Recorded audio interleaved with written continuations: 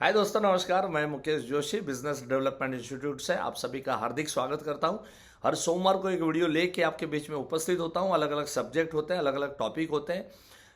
आज मैं आपसे जो चर्चा करने वाला हूं, हमारे जीवन के अंदर में बहुत सारी घटनाएं होती है, दुर्घटनाएं होती है। अभी रिसेंटली एक दुर्घटना जो मेरे साथ हुई उसके बारे में मेरे को आपसे चर्चा करनी है। हुआ ये कि जब मेरा बिजनेस डेवलपमेंट कोर्स, जिसको हम कहते हैं कि basics of selling life insurance के बारे में हम लोग 3 दिन आपको सिखाते हैं। करीब 120 पार्टिसिपेंट थे। अहमदाबाद में ये वाला मेरा सेशन चल रहा था। और उस सेशन के दौरान बीच में सैटरडे के दिन पे सडनली मेरे दांत में जो फिलिंग कराया था, वो फिलिंग का जो पत्थर है या जो मटेरियल वो लोग यूज़ करते हैं, वो मेरे हाथ में आ गया, मतलब मुंह में आ गया।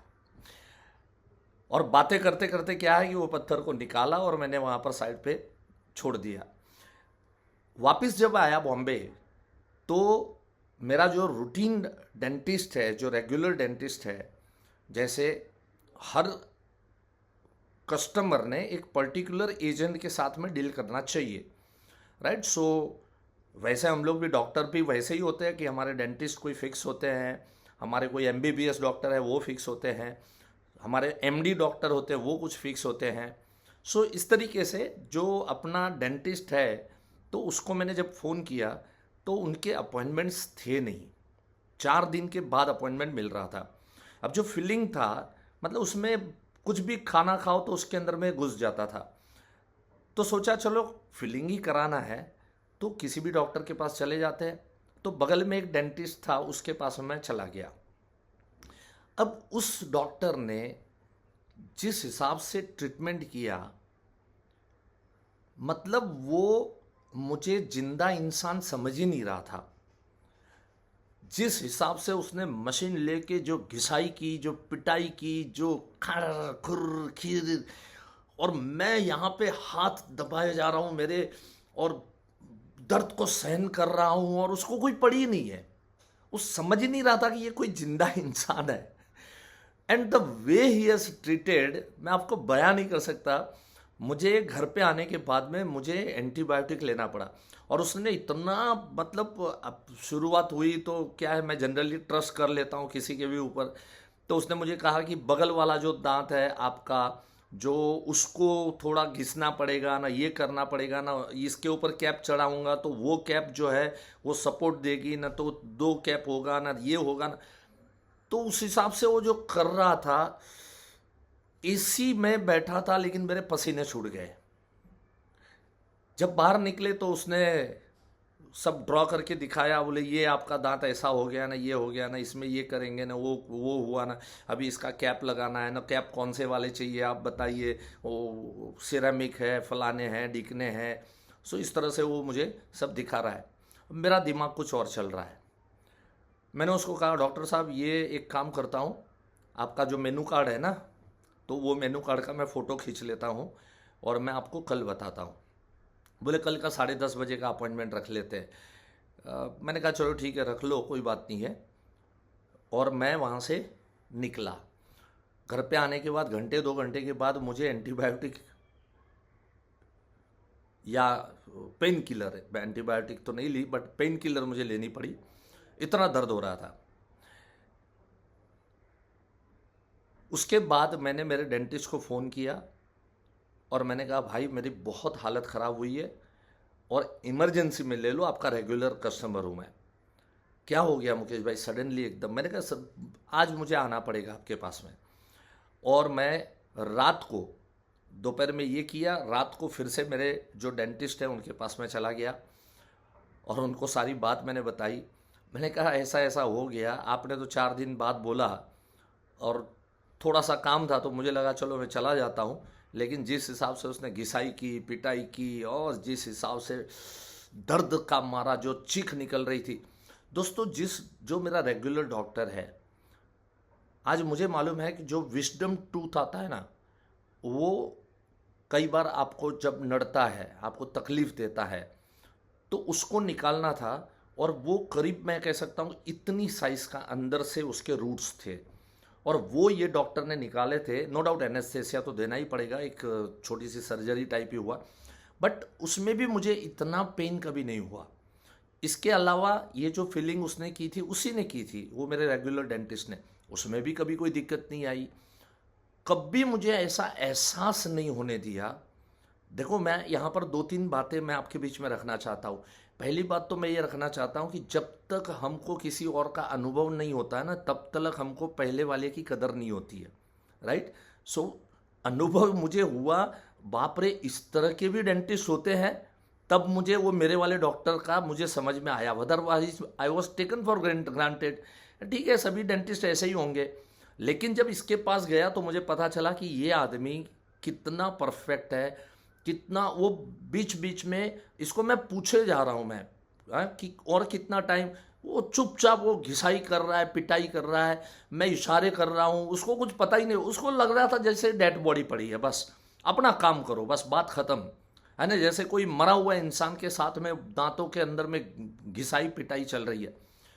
दूसरा जो डॉक्टर है, जो मेरा रेगुलर डेंटिस्ट है, मैंने नोटिस किया वो हमेशा से ब्रीफिंग करता है। जैसे जैसे उसको मालूम है कि यहाँ कैविटी ज़्यादा है, वहाँ जैसे वो टच करने जाएगा, मुकेश भाई यहाँ थोड़ी सी झंझनाहट होगी, मुकेश भाई यहाँ पर आपको हल्का सा पेन होगा, वो भी वो कोशिश करता है कि कैसे उस पेन को मिनिमाइज कर।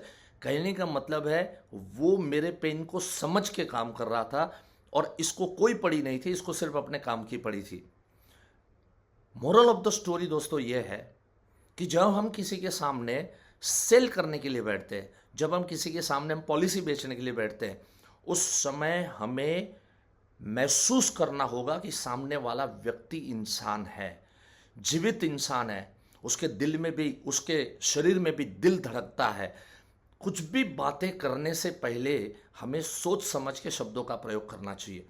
जनरली हम लोग क्या करते हैं, लोगों के सामने बैठते हैं, सर आप सोचो आप मर गए तो, अब उसकी वाइफ अंदर चाय बना रही है आपके वास्ते, उसको लगता है कि ये शक्कर की जगह पे ये डिब्बा अगर जहर का होता तो ज़्यादा अच्छा होता। कहीं भी देखो, कोई भी शब्दों का प्रयोग करना है, कोई भी चीज़ समझानी है, आपके शब्द बहुत इंपॉर्टेंट रोल प्ले करते हैं। जैसे मैंने कहा ना वहाँ पर कि वो डॉक्टर मुझे बीच बीच में ब्रीफिंग करता है, बीच बीच में वो काम करते करते वो मुझे फीडबैक देते जाता है कि ये वाला दांत में कैविटी ज़्यादा दिख रहा है, मुकेश भाई यहाँ अगर मैं जाऊँगा तो थोड़ा दर्द थोड़ा थोड़ा आपको सहन करना पड़ेगा। तो मैं मेंटली भी प्रिपेयर हूँ। यहाँ तो पता ही नहीं चल रहा है क्या हो रहा है, घार घूर खिचिर खिचिर खिचिर खिचिर पुचिर पुचुर मुचुर।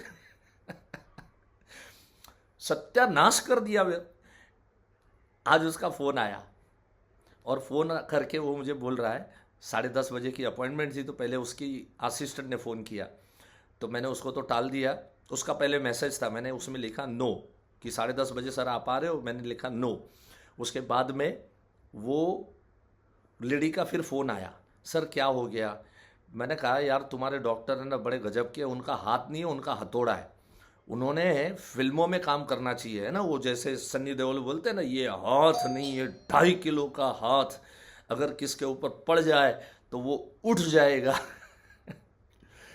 तो ये सब नहीं कहा था, जस्ट मैं बोल रहा हूँ।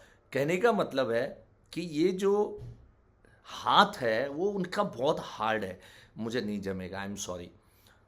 10 मिनट के बाद डॉक्टर का खुद का कॉल आया, अरे जोशी जी क्या हो गया, I am very very sorry, एक काम कीजिए, my Mrs she is also doctor, और वो भी बगल में ही है, उसका भी आप उसके थ्रू ट्रीट कराइए आप, लेकिन आइए।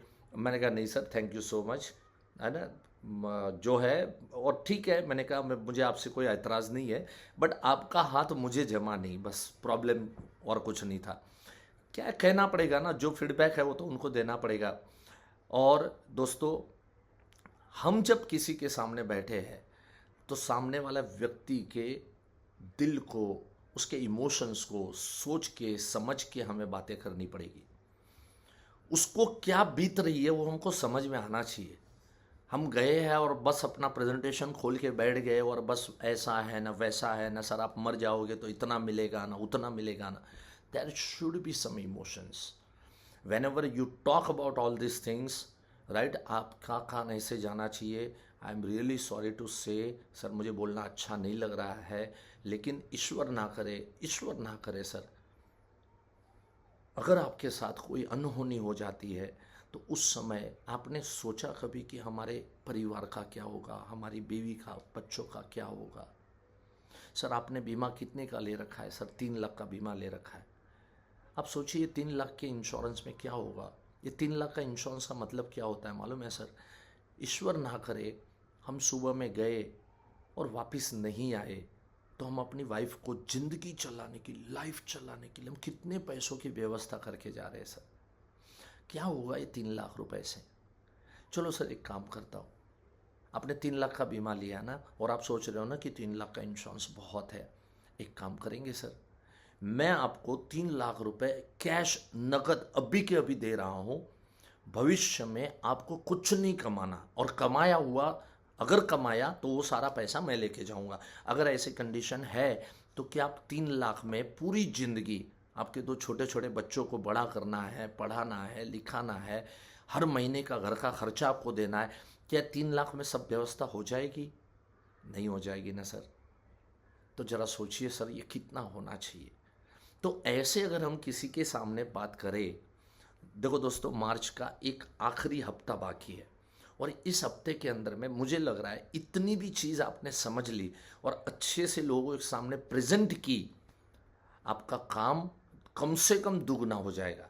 रोज के अगर 3-5 लोगों को मिलते हो, एक हफ्ते के अंदर में अगर 20-22 लोगों को मिलो, मैं आपको चैलेंज देता हूं कि पहले आपको 2 या 3 केस मिलते थे, लेकिन मेरी इस बातों को समझ के अगर लोगों के सामने पुटअप करोगे, यू विल गेट 20 को मिले यू विल गेट 10 पॉलिसीज, है ना? आप मुझे याद करोगे। ये वीडियो देखा आपने, thank you so much. And last में एक चीज़ बात मैं करना चाहूँगा कि आज अनेकों प्रोग्राम्स, हमारे डिफरेंट डिफरेंट प्रोग्राम्स चलते रहते हैं। सो उस प्रोग्राम को भी आप अटेंड कीजिए। नीचे जो नंबर दिए हैं उस नंबर के ऊपर में कॉल कीजिए, राइट? अभी क्योंकि मेरा रोल चेंज हो गया है, मैं एक संस्था में था, उस संस्था से अभी बाहर हूँ। अब मैंने अपनी खुद की संस्था ओपन की है, तो वहाँ के नंबर को कॉल करना है। पुरानी संस्था में कॉल करना है, आप कर सकते हैं, लेकिन वहाँ पर मुकेश जोशी के प्रोग्राम अभी आपको सुनने को नहीं मिलेंगे, राइट? सो आपको ये नए नंबर के ऊपर में आपको कॉल करना है और मैं भी पूरी कोशिश में हूँ। वहाँ के सारे नंबर्स जो है वीडियो के मेरे बदले, इसके लिए मेरा टीम अभी वर्क करना शुरू कर देगा। So thank you so much दोस्तों, और मिलेंगे अगले सोमवार को नए टॉपिक के साथ में, नई ऊर्जा के साथ में। नमस्कार दोस्तों, थैंक यू सो मच।